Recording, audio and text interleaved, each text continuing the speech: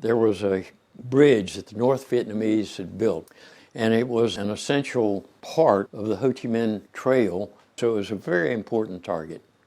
As I released the bombs, some lucky gunner got an exploding anti-aircraft round that hit my engine, and I knew I had to eject, and I did so.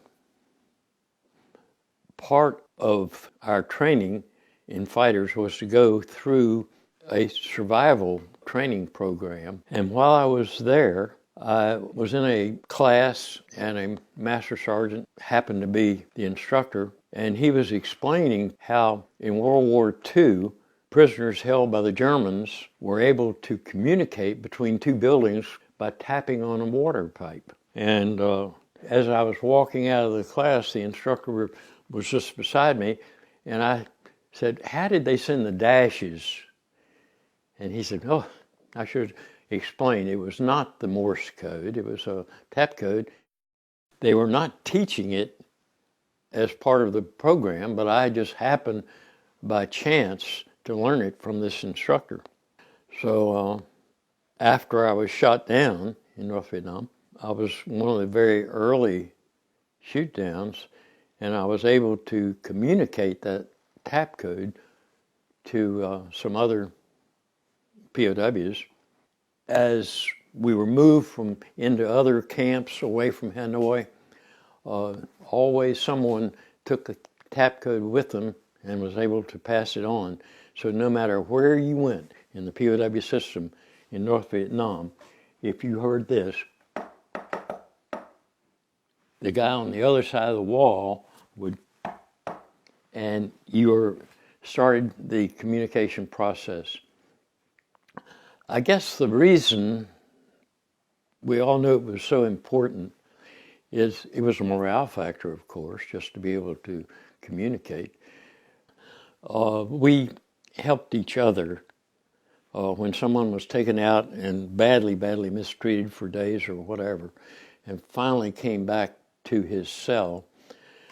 He would be physically, mentally, emotionally almost a basket case. After his door was closed and the turnkey left, and the first thing he would hear is,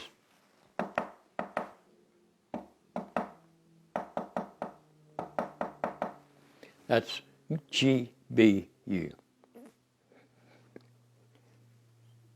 And he would, take strength from that, knowing that we understood.